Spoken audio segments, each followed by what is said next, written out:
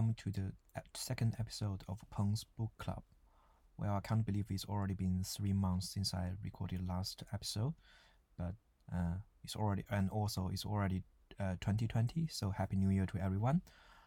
It has been really tough 3 months for the new job, and in addition to that, the new year is met with the big coronavirus outbreak in China. So I've been staying at home since I think since late January for the Chinese New Year, and now I have to work from home for the next couple of weeks.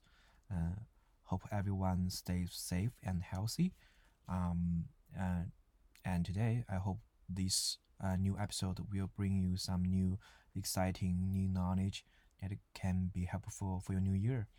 So today I'm going to recommend to everyone a book called Data Science for Marketing Analytics. Since I'm not going to butcher anyone's last name, I'm just going to say the author are Pranshu, Debasish, and Tommy. Let me first say this is a very good book for anyone who is interested in using Python and related analytic methods for marketing. Let me just show you in the preface.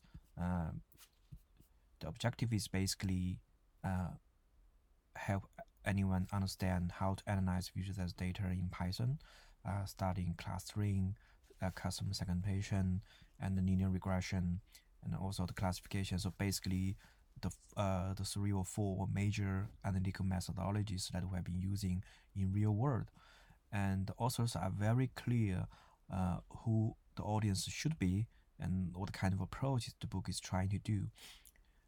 Here I'm highlighting. It will help you have prior experience for coding Python. So basically, the book has no there are no introduction of how to install Anaconda in your computer, or how to basically was like a basic grammar of Python is. So you probably have to learn that somewhere else.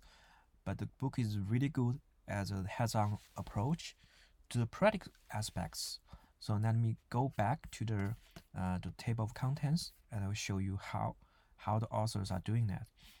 So from chapter 1, basically we're doing the typical data preparing and clearing, right? So import data, we use pandas, and then we do all sorts of the selecting, filtering, dealing with missing data and outliers in pandas.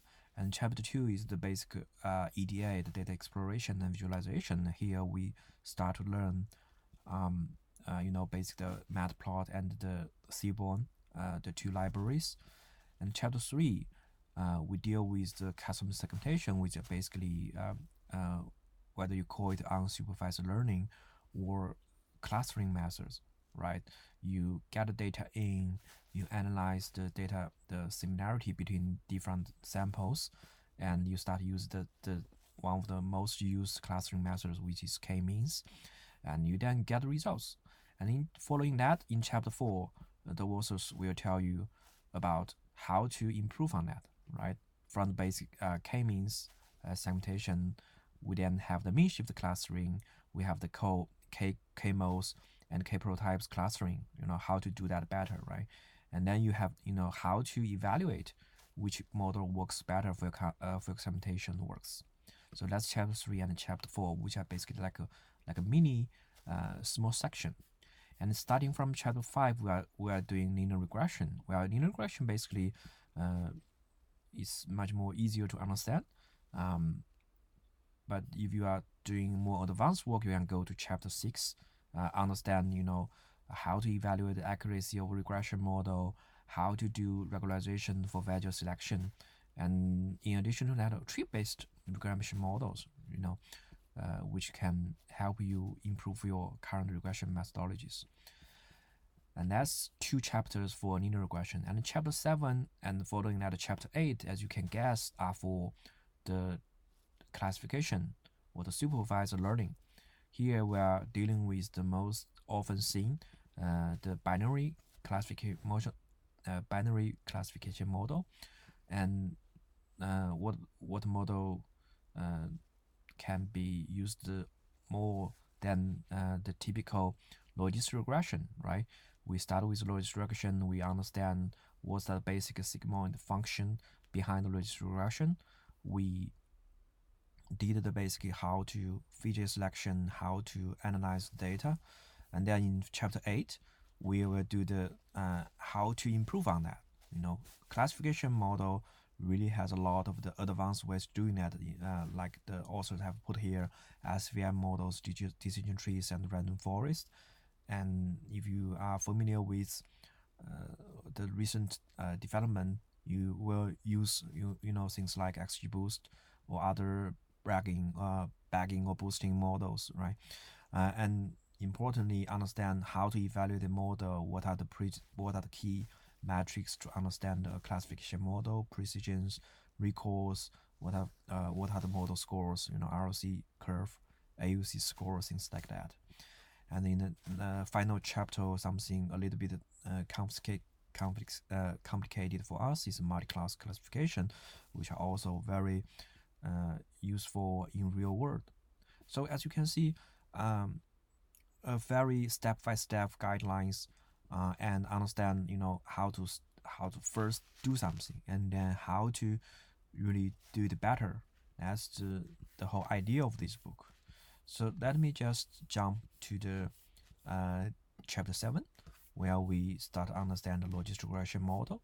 The writers first talk about what are the typical classification problems. Instead of the linear regression, we start using logistic regression, right? So instead of the continuous variables we see in the target variable, we now see a binary variable, which is basically 1 for everything we try to understand, and 0, 1 for everything we feel like the target, whether it's customer purchasing a product or clicking an advertisement, and 0 for all those people who are not buying or not clicking. So the list goes on and on. And for understanding logistic regression, we start with all the basic, the logistic function, how to. So basically, the leap from the basic linear regression to logistic regression is to understand something of linear relationship to a nonlinear relationship. But the fun part of the logistic regression is we try to use the log function to convert a nonlinear regression to a linear regression, and so that the model is relatively easier to understand, and all the coefficients of the variables are easier to explain to non-technical people. So even if you look at all the model development, all the new algorithms we have been using, logistic regression still plays a very important part of the whole analytic community. So the first a few exercises are about the basic the sigmoid function, or everything behind the logistic regression, and then we will go to import data, and also give an example. If you are trying to run linear regression with basically a binary target model, because you can do that, right? Because even if the target variable is 1 or 0, you can still run it as like a linear regression model, but it won't work that well.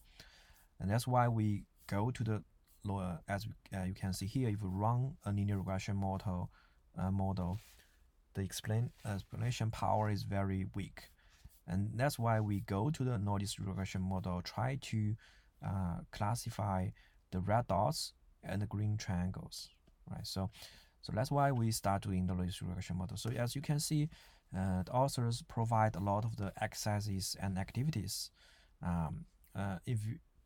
which is to emphasize, during reading this book, you have to really do hands-on work. You have to install your Anaconda. You have to run all the codes and the data they have provided with you. So I'm really enjoying this book. In fact, when I was creating my own online like Python course, I was borrowing a lot of the mindsets behind designing this course, behind how they are writing this book. And as always, they also provide the codes and the data for you to download, so you can practice at home. So again, I'm very enjoying this book, and I recommend this book to anyone who really loves, some hands-on work with real-world data using Python and solve business problems. Thank you.